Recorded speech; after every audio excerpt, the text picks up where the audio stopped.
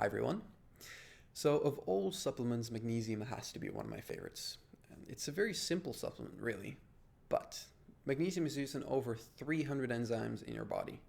It's literally present in all human cells and important for each and every one of them. For example, if you take ATP, adenosine triphosphate, the body's energy molecule, it's not active unless it's bound to a piece of magnesium. So when you read ATP in a biology book, actually what they mean is magnesium ATP. I have no idea why actually they don't put it down like that, because it took me a while to figure this out, but that's the way it works. Now, if you don't have enough magnesium, you're going to be prone to stress, fatigue, your immune system is not going to be functioning very well, your nervous system either. So you kind of want to have enough magnesium. Problem being that depending on who you believe, 60 to 80% of people don't get enough magnesium. Now, these studies that find this are not very big, and they're usually isolated to the United States. So personally, I wish that Central Bureau of Statistics, so for example, the Netherlands, would, instead of asking you only about your income status and whether or not you have internet, would also take a blood panel voluntarily to get some statistics on this. So for now, all the stats I have is 60 to 80%. And for all I know, it could be higher or lower. But if you think about those numbers, that's a very high number for an enzyme used in your entire body. So you can see why I take this stuff daily. I mean, the risk profile of the supplement is very low, and the gain is really, really high. The thing is, if you walk into a drugstore, especially in the Netherlands, where people like stuff cheap and plentiful, and you buy a bottle of magnesium, what they're going to give you is a bottle of magnesium oxide. Now, on the surface, that seems great. You turn around the bottle and it says 100% daily recommended value. And strictly speaking, the amount of magnesium in the bottle per pill is 100% of the daily recommended value. For most people, that's where it stops.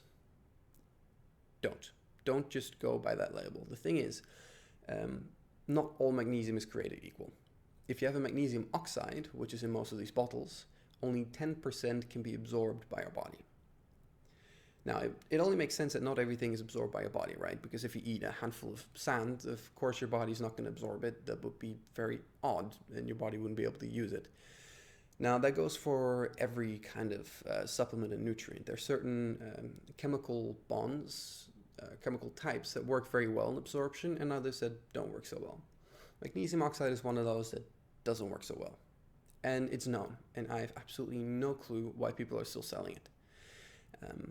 Time and time again, it's been proven that the absorption of magnesium oxide is virtually nothing. I mean, 10%, you're thinking you're taking 100% of daily recommended value, and actually you're getting 10.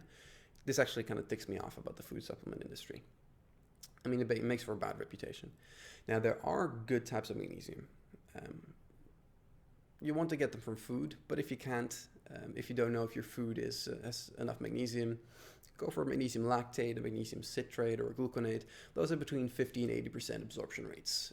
Again, depending on what study you believe, but far more than 10%, so 5 to 8 times as much. I recommend that you do try a magnesium supplement. Just try it for like 30 days, see if it does anything for you. If it does, then there's a chance that you have too little magnesium. Personally, I take it every day. I put magnesium lactate in my tea during the day.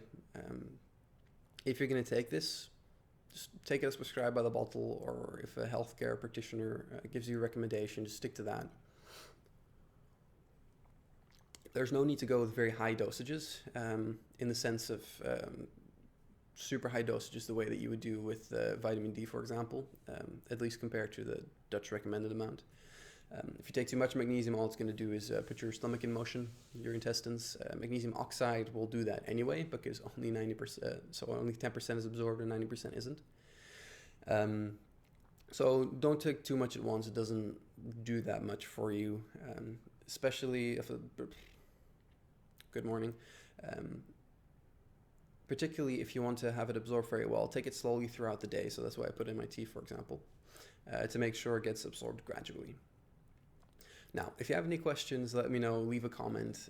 I'd appreciate it very much if you left a comment either on YouTube or on the blog associated to this, and of course subscribe.